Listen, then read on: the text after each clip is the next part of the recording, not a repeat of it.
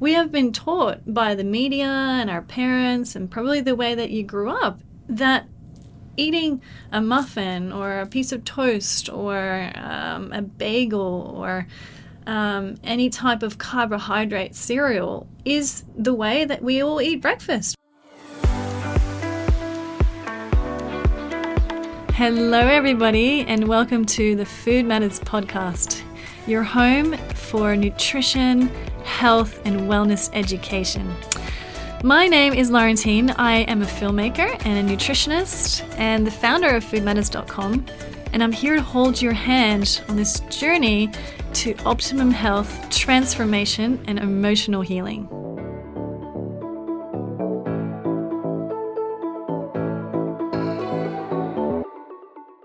Hello, Food Matters family. Hi, it's Laurentine here hosting the Food Matters podcast today. And I'd like to take the time to talk to you guys today about how we can upgrade our breakfast to feel good all day, right? All day. Is it possible? If we change our breakfast, we can change our day. Wow, what a concept. Now, this is something of a very important topic because it was actually brought on by an emotion that a lot of us have in Food Matters history. A lot of us have written in and asked about, can you please help us with this? Because you guys are nutritionists and please tell us what to do. So it's been years of research and talking to experts and hosting shows and podcasts like these where we can understand more about this topic. And it's the emotion called angriness. Yes, we've all been there. Hello, angriness. It's that mood swing, right? That anxiety, that inside of our belly, we just know we're about to pounce on somebody, or we're just like, someone slammed the door too hard. And it's like, "Arr!"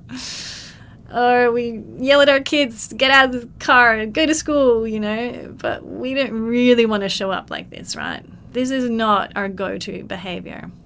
It really is. It's a debilitating mood swing, and it's not really something we want to be when we're in an imbalanced and peaceful state. So, angriness, what is it? It comes from something inside of us, but really what it has to do with is it has to do with our diet, the way that we eat.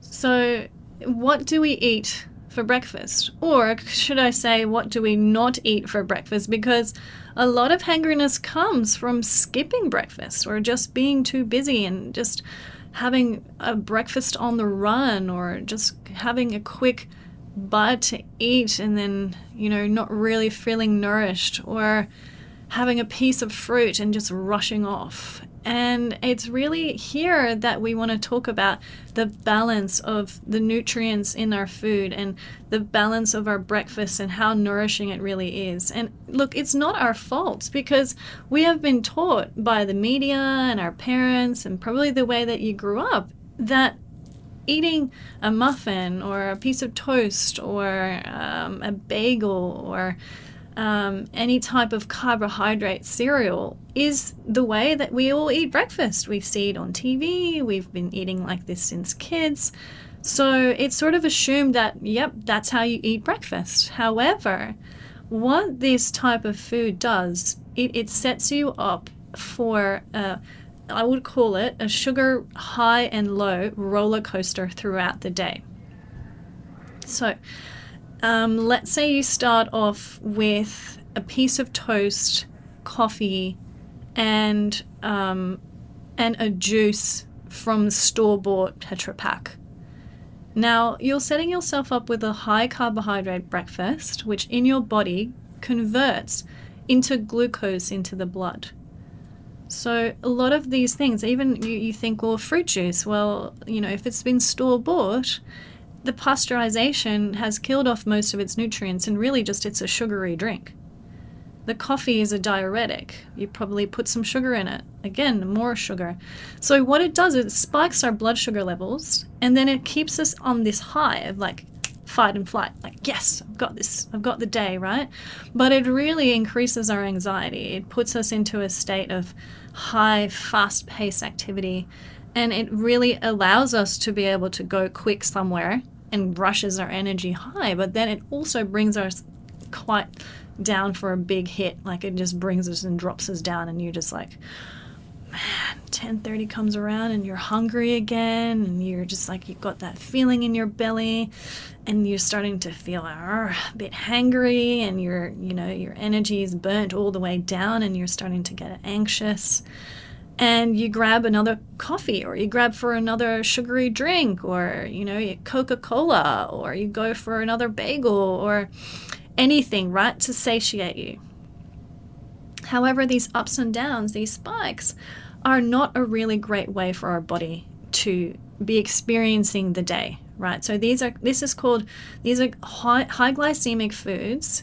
And what they do is, it's called a fast burn. However, what we're trying to accomplish here, and I'll explain to you how we can do this, is if we can change our breakfast to a more of a slow burn as in not the quick, fast fuel, but the slow burning fuel, we can actually satiate ourselves for the whole day and feel a lot better. So we're switching from the fast fuel, the sugar, to burning good fats and proteins for breakfast. Okay, so what does that look like? I'm going to have a little read out of our Food Matters cookbook. We've just released a new Food Matters cookbook, whoop, whoop, with Hay House. So excited. And in our cookbook, by the way, this has been 15 years in research and 15 years in the making of the most delicious recipes, beautifully balanced and nourished for healthy living.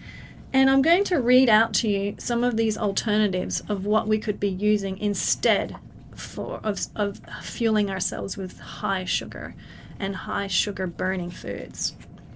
So how about we have a smoothie for breakfast? Okay, so what do these smoothies consist of? Any type of good fats, protein, and alkalizing vegetables. Okay, if we were able to combine those three things, then we're going to set ourselves up for a day of slow burn. All right, let's talk about slow burn.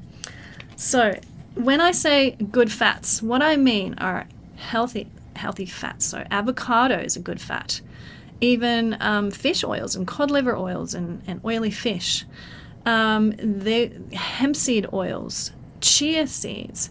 We're talking coconut oil, olive oils, sesame oils. Any of these oils are going to sustain us, and almost like, think of it as like a fuel.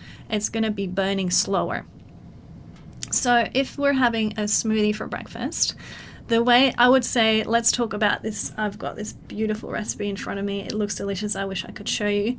And it's called the Superfood Green Smoothie. And here it is: half an avocado, a banana, a date,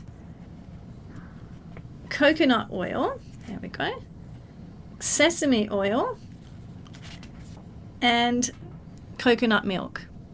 And so what we're getting in our bodies, and a handful of spinach leaves, we're getting alkalizing greens, we're getting good fats, and we're getting protein. So how can we use this? All right, so most of us will have a blender. Let's go for the blender. In the morning, we have all of our nut butters close by. We have our good fats and our oils close and handy. So it's making it easy, right? So, because that's often why we just grab the toast and the cereal. It's because it's easy to get. It's not very difficult to have a quick breakfast that way. But if we prepare ourselves and we have everything close by, we know exactly how to make a quick breakfast as well. So the avocado, the frozen bananas, I keep frozen bananas in my freezer. And then you can just whip that up, and you could actually have a breakfast in about 4 minutes, with probably 2 minutes of pack up. Now that is a delicious way to start. Again, nourishing ourselves with a balanced smoothie or a breakfast like this is a healthy way to start the day. However, if you tend to get hungry quickly, then definitely have another item of breakfast there with you. Thank you for being here and taking charge of your health and looking after yourself and your family one meal at a time. Don't forget to check out the Get Off the Gluten Challenge for anyone that is looking to get off your addictions to gluten, bread, pastas, pizzas.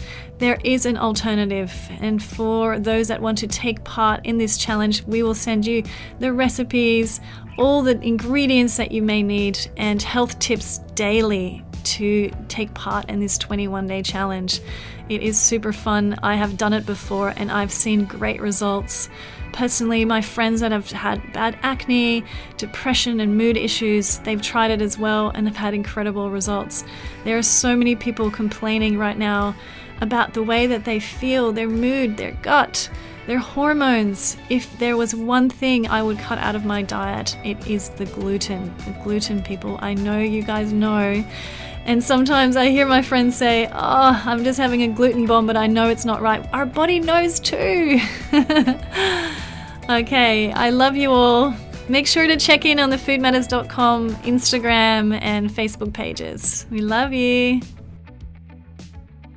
For those that get hungry quite easily, I would suggest to also add something like a green breakfast bowl with avocado. I'm just reading it out from the recipe book here. It's beautiful. It's got the beautiful layout of the avocados and the broccoli, and I've got some quinoa and sauerkraut, and then the egg on top, and then we sprinkle the sesame seeds over the top. And there you go. Again, beautifully balanced. Yeah, you have the alkalizing greens, you have the good fats, and you have the protein. So I'm just going to keep reading some of these delicious breakfast bowls. Another breakfast bowl here, a granola breakfast bowl, looks like similar to an acai bowl. So you use, instead of acai, we used berries, blueberries, frozen blueberries, and then we topped it with granola. And you can make, this is in the recipe, it shows you how to home make this granola. I'm getting hungry already. Or we could be having a coconut blueberry chia pudding, also with granola. So we're sprinkling the hemp seeds over the top there, and we've got the chia pudding, and we've got the blueberries sprinkled over the top and sliced bananas. Then we also have a burrito, James's favorite burrito brekkie wrap, consisting of a gluten-free flour burrito with spinach leaves, avocado, and a egg omelette, and some sauerkraut. Delicious. That just wrapped up with a little squeeze of lemon and some salt. That's a beautiful breakfast. And then we have easy zucchini fritters made out of zucchini, yellow onion, salt, almond meal, and 2 fresh organic eggs. And fried with extra virgin coconut oil, so you have that beautiful coconutty taste. By the way, in this book as well, we have added a lot of swaps. So we have eat this, not that, and we go into detail on what's a healthy fat, what's a healthy oil to cook with, what is not a healthy oil to cook with, what sort of oils should we be avoiding in the kitchen or even frying, and then we also talk about what type of gluten-free flours are good to buy. So it's really resourceful. That's what I love. Right now I'm looking at some charts, and the chart is called Eat This, Not That. And so it gives you, really, it should just be printed out and stuck on everyone's fridge. But it gives you a full indication of all the beautiful foods that we can enjoy and those things that we should really avoid. And I always say, if it's not in the house, you don't eat it. So if you don't actually put it in your shopping trolley, you don't tend to eat it. So it's really about what do we put our money towards, what do we invest in, and what do we invest in our health. And so I was talking about cod liver oils and good fats in regards to fatty fish. Now, for a lot of people, that might seem really strange. What you're saying, I need to eat fatty fish for breakfast. Now, I'm from Holland myself, and in a lot of European cultures, especially Northern European cultures, it's quite normal to have fatty fish for breakfast. And this is also because it's very cold up in these cooler northern hemisphere countries, and you need a lot of good fats to keep you warm, so to speak. So these, again, have the tendency to slow burn. So I'm thinking, like even a salmon, or we're thinking, and this can be either a smoked salmon or a fried salmon, or sardines, or like these tiny little fish that have good fats, I eat them with the bones and all, so you're getting the calcium as well. And this is another way that we can add calcium, protein, and good fats into our diet. So, as I said, I'm from Holland, but I didn't actually eat a lot of those foods for breakfast. I was taught, unfortunately, we were in a very, very, I guess, at the time, subconsciously we didn't know, but it was a very unhealthy way of eating breakfast. Dad and my mom and dad, they were very big on having breakfast, lunch, and dinners with the whole family, and we would sit down at the dinner table and beautiful linen tablecloth and polished silver, and mum would prepare some croissants, or we would have this white, in Holland you have this white fluffy bread. Listen to me, I'm like thinking about these beautiful memories. However, it was very unhealthy. So white fluffy tiger bread, it was called. And we would have butter on it and chocolate sprinkles. Yeah, you'd have a smorgasbord of different types of sprinkles, and something that was called bebogeen, which was literally just caramelized sugar as a spread that you put on your bread. And the reason I'm telling you this is that because we noticed as kids that this type of a breakfast wasn't really suiting us, and it wasn't definitely suiting my father either. My father would sit at the head of the table and he would eat these 2 or 3 sandwiches with this chocolate sprinkles in it, as well as espresso coffee, which was mostly 2 tablespoons of sugar and a little bit of espresso coffee, and a sugary drink, right? And this consisted, most of the days, was what our breakfast looked like. And at the same time, we as a family, we did see the impact that these type of breakfasts had on my father. Like, for example, around 10:30, 10 o'clock, we knew there was going to be a mood swing. We knew he was going to be in an aggressive, angry mood, and we knew to stay out of his way. But we also knew that it had to do with the way he was eating. Now, my father was not one of those type of people that would actually change his diet, even if you'd asked him to, because, we started seeing that he started getting more and more aggressive, and we started seeing that he was, this is like what I was talking about with the hypoglycemia and those people that have hanger issues. But really, has it got to do with the food? Yes. So once we started changing our diet, James and I, we started noticing that we didn't have those mood swings. We didn't have those feelings of fight and flight and that anxiety around food. And we didn't have any of these hanger issues. So there's a lot to say, and this is just not just from our research. This is also the research that has been done by Mark Hyman and Dr. Patrick Holford from the Optimum Nutrition Institute in London, and Robert Young on balancing our diet for breakfast. And so all of these researchers have all forewarned us that we need to be careful for all of these blood sugar spikes in our day. And to start off with, we need to balance our breakfast. So I hope that gave you guys a lot of tips on how to balance your breakfast. Again, there are some really delicious recipes that you can look up in the Food Matters recipe and cookbook that's now been available and made available at Hay House. Thank you, Hay House. And also available from many other great bookstores, Amazon, Booktopia, and all the other places where you normally would buy books.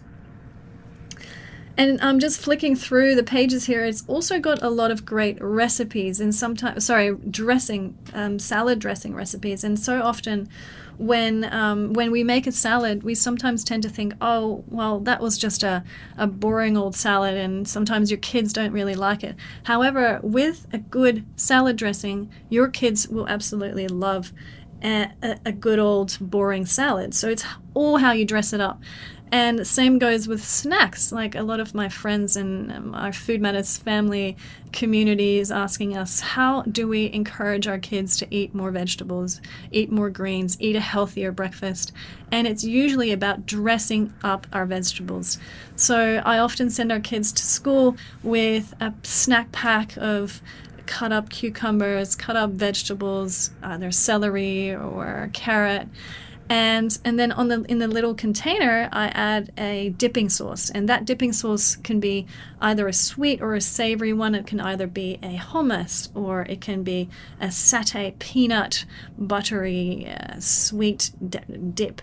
Or sometimes I like to mix tamari with, so a little bit of tamari with sesame seed paste, which is called tahini, and also some maple syrup, and you just mix that together, and it's so delicious. Kids love it. It's like a sweet and sour nutty butter, and you dip some apple pieces in that.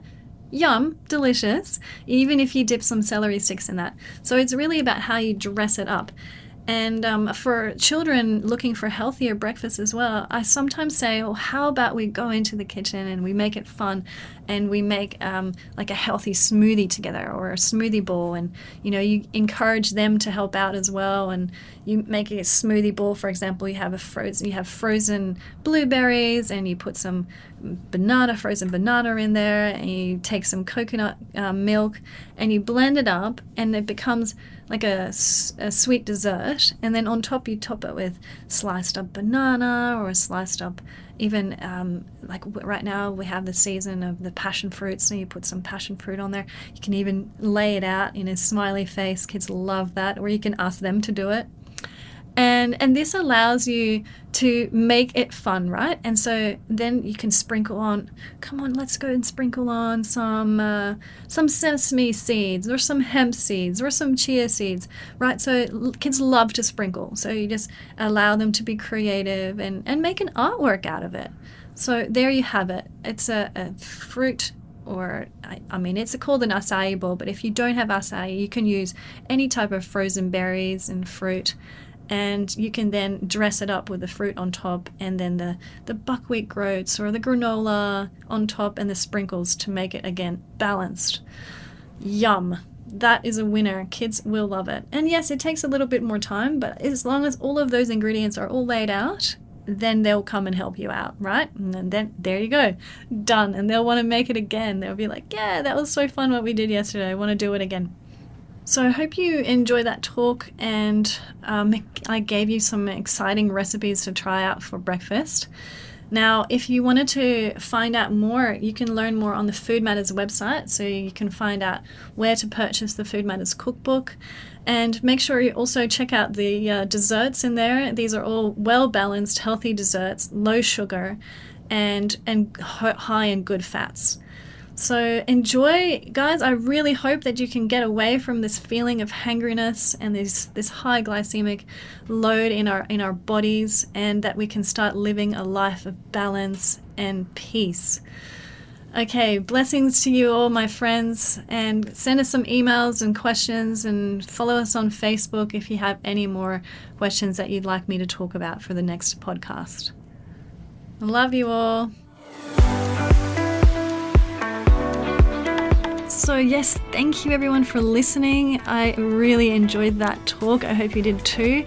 And there will be more of these on the Food Matters podcast. So head to foodmatters.com and see you again.